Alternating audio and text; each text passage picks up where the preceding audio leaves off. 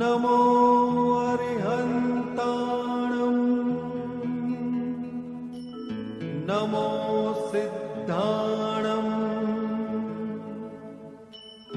नमो आयर्याणं नमो वज्जायाणं नमो लोये सव्वसाहुणम् एसो पंच नमुक्कारो सर्वपावपणासनो मंगलाणं च सव्वेसिं परमं हवै मंगलम्। Development of the heart and then development of the head. એમ ભેદ પાડીને કહેવાય, આત્મા તો એક જ છે. ભક્તિ દ્વારા જેણે પોતાના ભાવોને નિર્મળ કર્યા હોય તેવો આત્મા ભગવંત સત્પુરુષોની વાણીને સમજવા ગ્રહણ કરવાને લાયક બની શકે છે. જો આપણી બુદ્ધિ પવિત્ર ન બની હોય, નિર્મળ ન બની હોય, ગમે તેટલા શાસ્ત્રો વાંચીએ ને ગમે તેટલા શાસ્ત્ર શ્રવણ કે શાસ્ત્ર અધ્યયન કરીએ તો પણ પરમાર્થની ઉપલબ્ધિ એટલે કે જે આપણે પ્રાપ્ત કરવું છે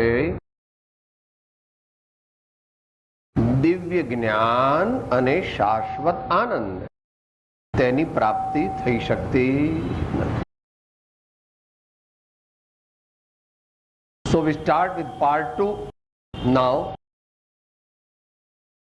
સાવધાન થઈ જઈએ.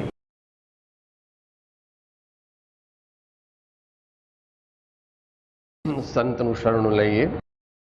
સંતમ સુશાંતમ સતતમ સ્મરામિ, સંતમ સુશાંતમ સતતમ સ્મરામિ, સંતમ સુશાંતમ સતતમ સ્મરામિ, સંતમ સુશાંતમ સતતમ,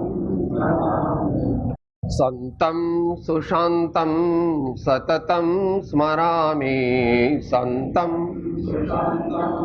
સતતમ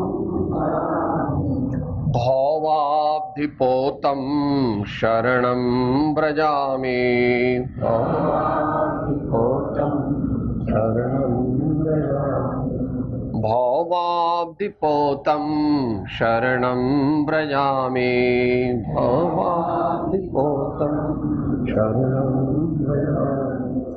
સંતમ સુશાંતમ સતતમ સ્મરામિ, સંતમ સુશાંતમ, સંતમ સુશાંતમ સતતમ સ્મરામિ, સંતમ સુશાંતમ સતતમ, સંતમ સુશાંતમ સતતમ સ્મરામિ, સંતમ સુશાંતમ સતતમ સ્મરામિ, ભાવાબ્ધિપોતમ શરણં વ્રજામિ, ભાવાબ્ધિપોતમ શરણં, ભાવાબ્ધિપોતમ શરણં વ્રજામિ, ભાવાબ્ધિપોતમ શરણં વ્રજામિ, ભાવાબ્ધિપોતમ શરણં વ્રજામિ.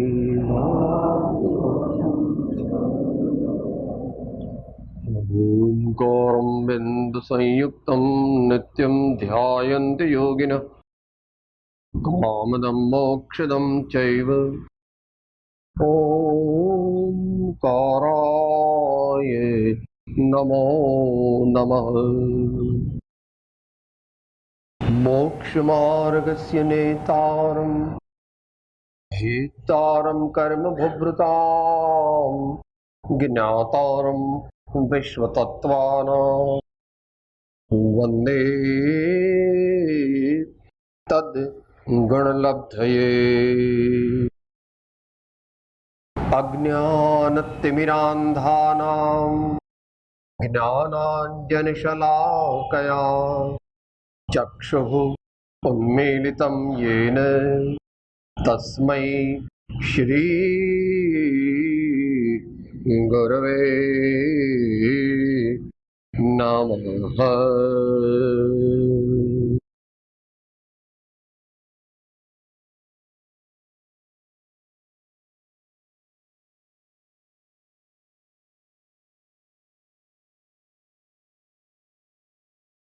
જિજ્ઞાસુની સત્પાત્રતા.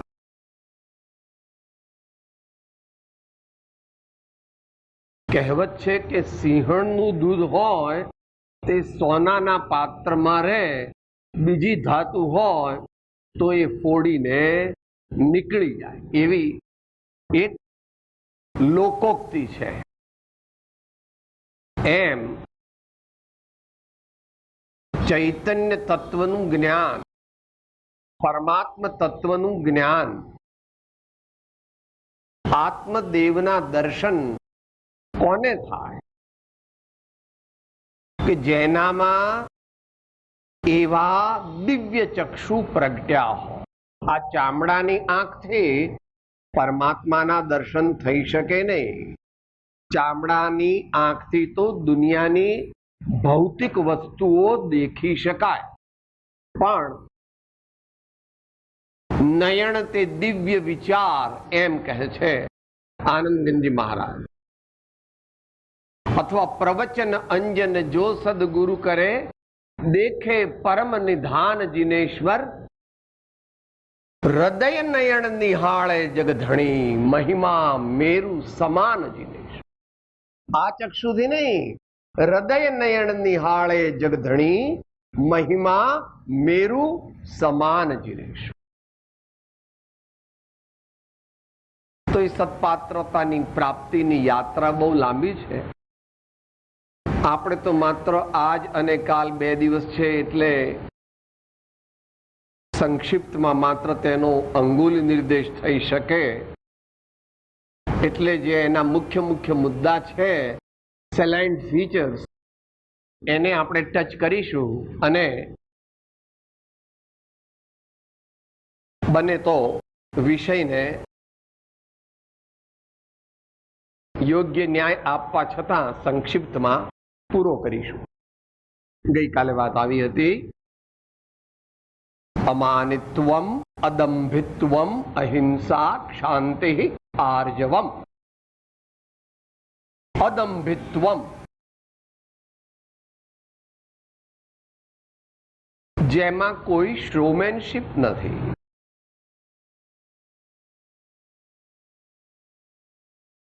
સાધનાનો માર્ગ સત પરમાત્મ તત્વ સહજ છે, સરળ છે, સર્વત્ર તેની પ્રાપ્તિ થઈ શકે.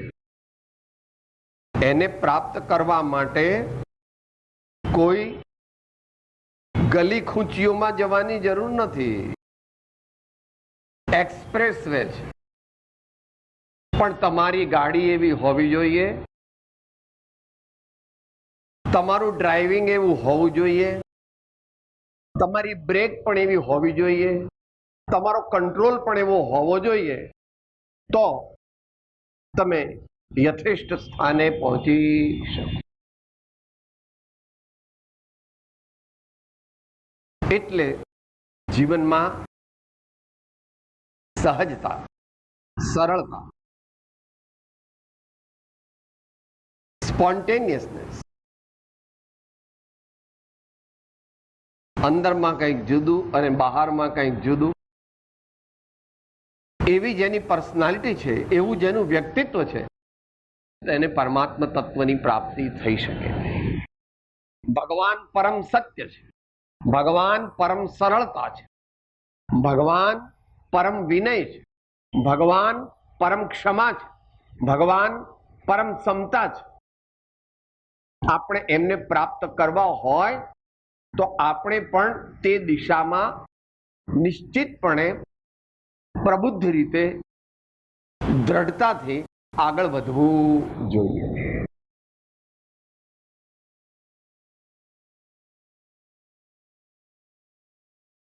મહાપુરુષોએ આ અદંભિત્વ ગુણને જીવનમાં કાર્યાન્વિત કરવા માટે એક સારો ઉપાય પ્રેક્ટિકલ બતાવ્યો છે કે તમારે બાળક બનવું પડશે.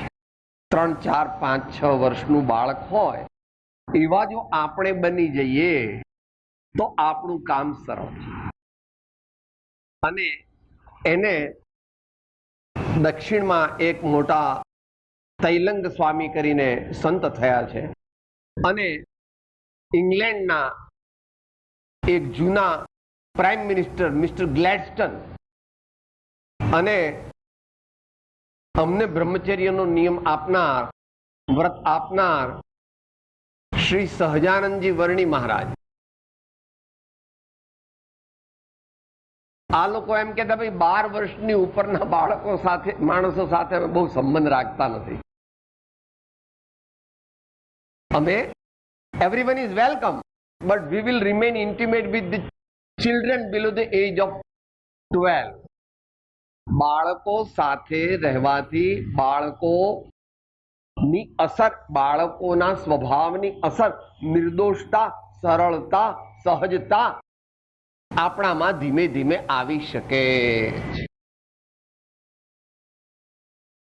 એટલે કવિ નાનાલાલે પણ કીધું છે કે બાળકો તે પરમાત્માના પૈગંબર છે.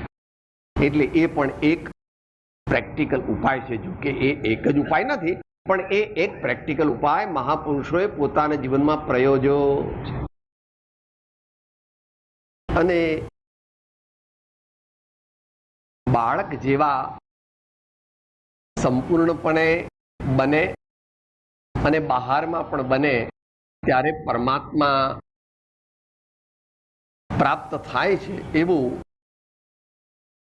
જૈન પરંપરામાં એક દિગંબર આમનાઈ છે. એમાં જે મુનિરાજ હોય તેઓ કોઈ પણ પ્રકારના વસ્ત્રનો ઉપયોગ કરતા નથી પોતાના જીવનમાં. જેવા માએ જન્મ્યા તેવા મુનિ, જેવા માએ જન્મ્યા તેવા મુનિ.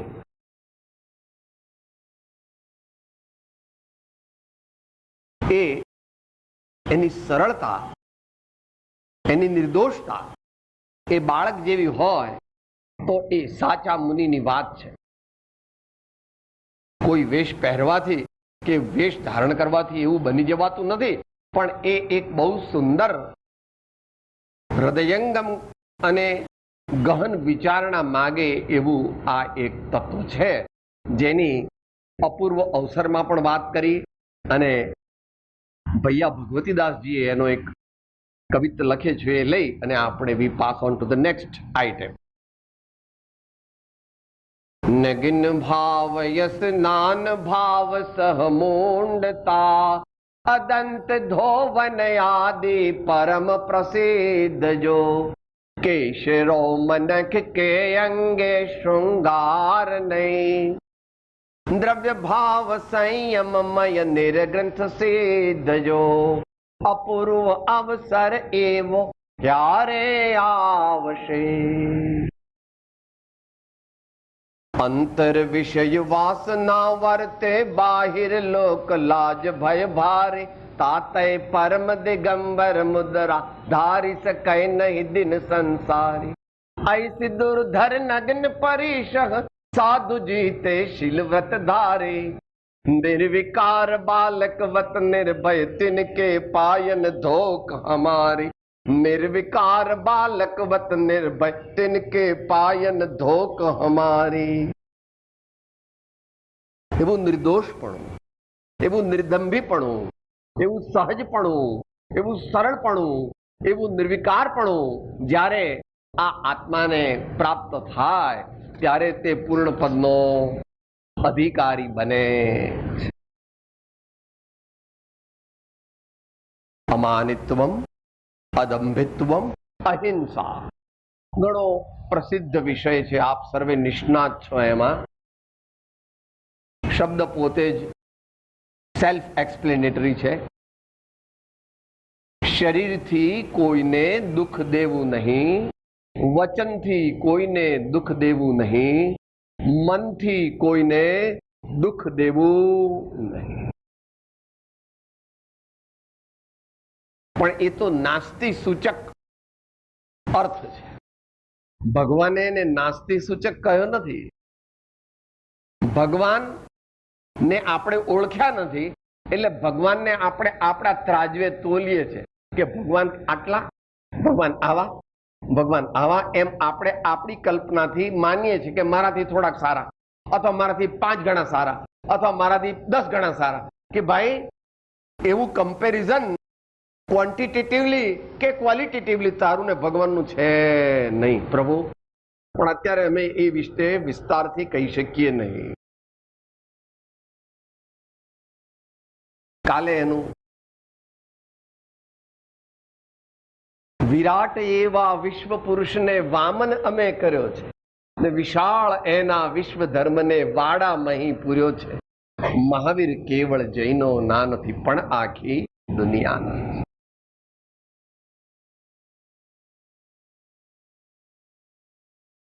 ભગવાન વિશ્વ પ્રેમની ચરમસીમા છે. ભગવાન વિશ્વ પ્રેમની ચરમસીમા છે. એક નાની ઘાસની પત્તીથી માંડીને મોટા મોટા દેવો સુધી સર્વ જીવો પ્રત્યે તેમને સંપૂર્ણ સંભાવ પ્રગટ્યો છે. આ તો શબ્દોમાં કહેવાય. ભગવાનની સ્થિતિનું વર્ણન કઈ શબ્દોનો વિષય નથી. ભગવાન કેવા હતા એનું વર્ણન કોઈ કરી શકતું નથી, કારણ કે ભગવાન પૂર્ણ આત્મા છે અને તે શબ્દથી અતીત છે. છતાં આપણા જેવા અલ્પજ્ઞ વારંવાર પ્રેમના, ભક્તિના અધિકપણાને લીધે તેમની સ્તુતિ કરીએ છીએ, તેમની વંદના કરીએ છીએ, તેમની ભક્તિ કરીએ છીએ, તેમની પૂજા કરીએ છીએ કે હે પરમાત્મા, તમારા ચરણનું અમને શરણ આપજો અને તમારા ચરણની એક રજ પણ અમારા જીવનમાં આવજો, તો અમારા જીવનનું એક દિવ્ય પરિવર્તન થશે.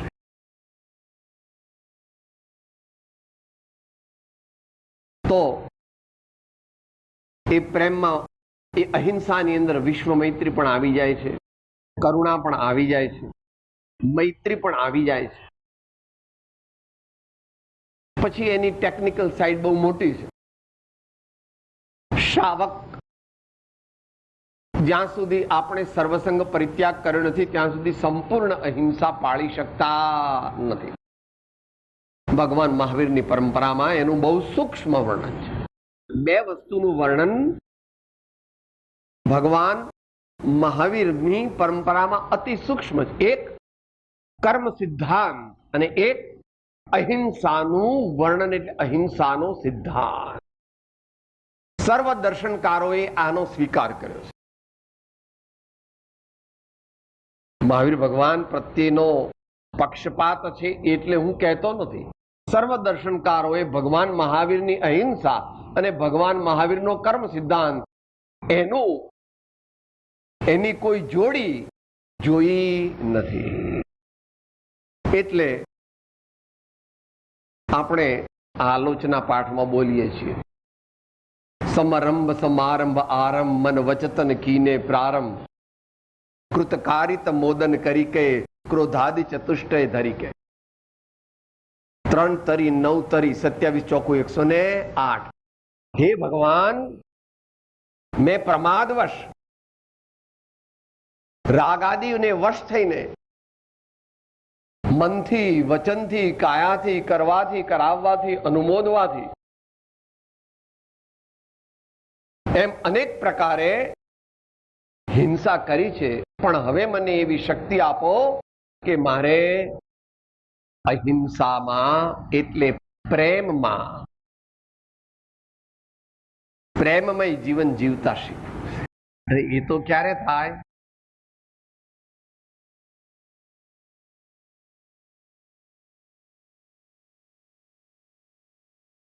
એવા આત્માનુભવી સદગુરુ પાસેથી આત્માનો બોધ જ્યારે એ પામે, સત્પાત્રતા સહિત પામે, ત્યારે એનું જીવન બદલાઈ જાય છે.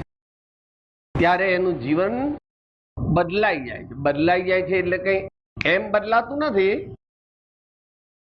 ટ્રાન્સફોર્મ. માતાઓ દૂધ મેળવો 9 વાગે, પછી 10 વાગે દહીં થઈ જાય. ના સાહેબ, એટલી તમને ખબર નથી. એ તો છે સવારે 6 વાગે થાય. સાંજના આપણે દૂધ મેળવીએ તો હલાવવાનું નહીં, એવી જગ્યાએ એને મૂકી દેવાનું અને પછી સવારે એનું દહીં વાર લાગે. श्रद्धा और सबूरी बहुत है जरूरी.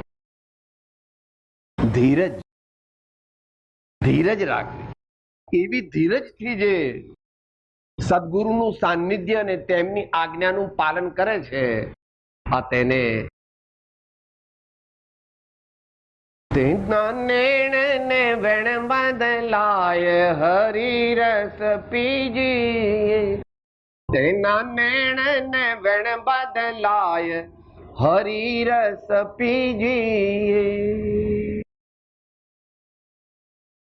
સંત કૃપાથી છૂટે માયા કાયા નિર્મળ થાય જોને.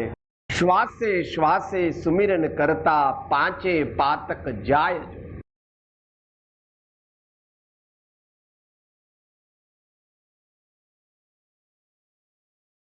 મહાત્મા કબીરદાસજીના હમણાં આપણે પદો સાંભળ્યા. અહિંસાનું પાલન સહજપણે કરવું હોય તો શું કરવું?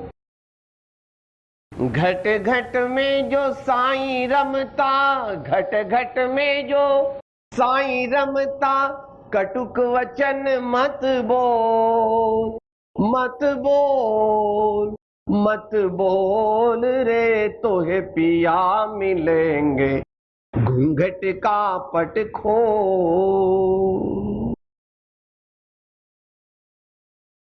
એ સંતની ભાષા. અમારે એ બાજુ ગુજરાતમાં ગામડામાં જવાનું થાય ને તો ગામડાના સંતો ગામડાની ભાષામાં બોલે. મોમે રોમ તોમે રોમ જો દેખું ત્યો રોમ હી રોમ. મોમે રોમ તોમે રોમ જો દેખું ત્યો રોમ હી રોમ. તો કોની હિંસા કરવાની? હે, દરેકમાં પરમાત્મા છે. કોઈને દુઃખ મારે દેવું નથી, ઇન્ટેન્શનલ દેવું નથી. પછી એક્સિડન્ટલ દેવાઈ જાય તો એની માફી માંગુ છું, પણ મારે કોઈને દુઃખ દેવું. May everyone be happy. I wish the happiness of everyone, including those who believe me to be my enemy, but I don't believe anybody to be my enemy. My enemies are within me. I have no external enemies. આ દુનિયામાં મારો કોઈ દુશ્મન છે? મારા દુશ્મન તો મારી અંદરમાં બેઠા છે. એને હરાવીએ તો પરમાત્મા ના પહેલા તો દાસ થવું પડે ને પછી ધીમે ધીમે પરમાત્મા થવાય. તેવો અહિંસાનો બહુ વિસ્તૃત વિષય છે જે ભગવાન મહાવીરની વાણીમાં સૂક્ષ્મ રૂપે ગૂંથાયો છે. આપણે જે વાત કરી તે દ્રવ્ય હિંસાની કરી, ત્યાર પછી ભાવ હિંસા પણ આવે છે. એનો વિષય અત્યારે આપણે છોડી દઈએ છીએ, પણ કોઈ ભાઈઓને વાંચવો હોય તો પુરુષાર્થ સિદ્ધિ ઉપાયમાં અહિંસાનું સૂક્ષ્મ વર્ણન કર્યું છે કે આત્મામાં રાગ અને દ્વેષની ઉત્પત્તિ થવી તે હિંસા છે, અને આત્મામાં રાગ અને દ્વેષની ઉત્પત્તિ ન થવી તે ભાવ અહિંસા છે. આ સમસ્ત જીનાગમનો સંક્ષેપ છે. આ તો વિષય પૂરો થવા માટે એમ અહિંસા ચોથી વાત શાંતિ ક્ષમા. વીર પુરુષોનું ભૂષણ છે ક્ષમા. વીર પુરુષોનું ભૂષણ છે.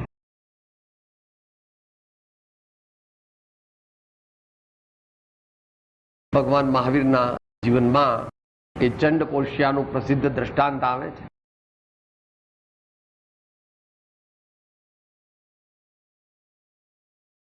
જેમ જેમ મનુષ્ય મહાન થાય ખરેખર, એમ એમ એ વધારે ને વધારે એનું દિલ ઉદાર થતું જાય. એનું દિલ, એનું હૃદય વધારે ઉદાર થતું જાય, અને એની બુદ્ધિ, tolerance for the thoughts of others also becomes broader and broader and broader.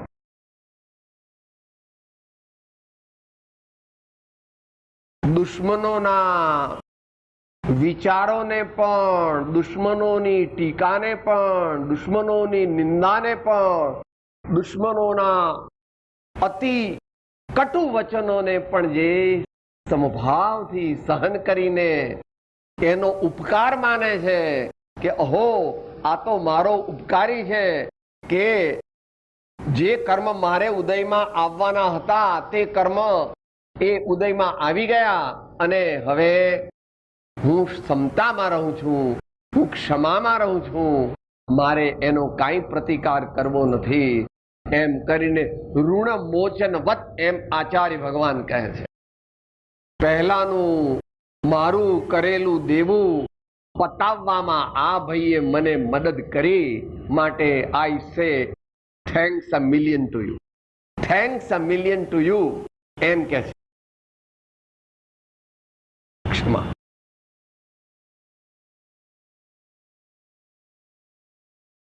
હૃદયમાં ભોંકાઈ જાય એવા મહાન અપશબ્દો સાંભળવા છતાં પણ જેનું હૃદય કાંપતું નથી, ડોલતું નથી, જેના મુખની રેખાઓ બદલાતી નથી અને જેના હૃદયની અંદર તે સામા મનુષ્ય વિશે કાંઈ પણ દ્વેષભાવ ઉત્પન્ન થતો નથી એવા ક્ષમાના સાગર છે. એને ભગવાન મહાવીરનું એવું નામ છે. ક્ષમા શ્રવણ ભગવાન મહાવીર એવું નામ છે.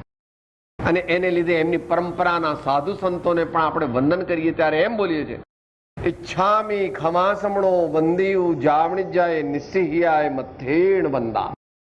હે ક્ષમા શ્રવણ, હું આપને મન વચન કાયાની નિર્મળતાથી વંદન કરું છું કારણ કે આપે મહાન ક્રોધરૂપી દુશ્મનને સહજપણે જીતી લીધો છે. તો એવો ક્ષમા નામનો જે ગુણ છે એ સાધવા માટે આપણે અનેક પ્રકારે પ્રયત્ન કરવા જોઈએ. ગઈકાલે વાત આવી હતી નમ્રતાની. એવી રીતે હું ક્ષમા સ્વરૂપ આત્મા છું, હું ક્ષમા સ્વરૂપ આત્મા છું, હું ક્ષમા સ્વરૂપ આત્મા છું.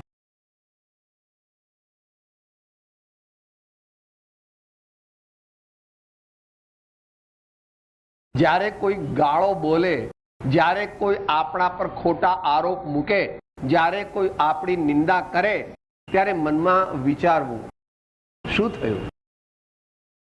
આ તો મેં પૂર્વે કોઈ અપ્યશ કીર્તિ નામનું કર્મ બાંધેલું, તેનો ઉદય આવ્યો છે એટલે આ ભાઈ આવું બધું બોલે છે, બનાવટી બોલે છે. જો સાચું બોલતો હોય તો આપણે અવશ્ય એનો વિશેષ ઉપકાર માનીને આપણે કરેલી ભૂલનો પશ્ચાતાપ કરવો જોઈએ. આપણો દોષ દેખાડે એવાને હંમેશા એક બે જણને સાથે રાખવા જોઈએ. એમ કબીરજી કહે છે, નિંદક નિયરે રાખી. નિંદકને પાસે રાખવાથી તે આપણા અંતરનો મળ, આપણા અંતરની મલિનતાને ધોવામાં મદદ કરે છે. માટે એવા આપણા નિંદકને એક બે ને સાથે રાખવા કે જેથી આપણે જરાક ભૂલ કરીએ તો તરત વળી આપણને સાવધાન કરી દે. તો એમાં આપણને કંઈ ખર્ચ લાગતો નથી. એ પ્રકારે જુદી જુદી રીતે આપણે ચારે ચાર શત્રુઓને જીતવાની ગાથા ભગવાને કહેલી છે. જીતે ક્ષમાથી ક્રોધને વળી માર્દવેથી માનને આરજવ થકી માયા ખરે સંતોષ દ્વારા લોભને.